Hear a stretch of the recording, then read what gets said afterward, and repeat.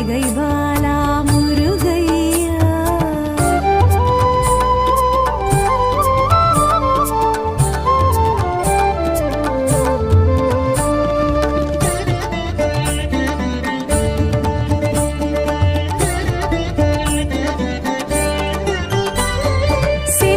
செந்தூர்பதியினில் சந்தன சைலத்தில் கந்த சஷ்டி கொள்ளும் முருகையா.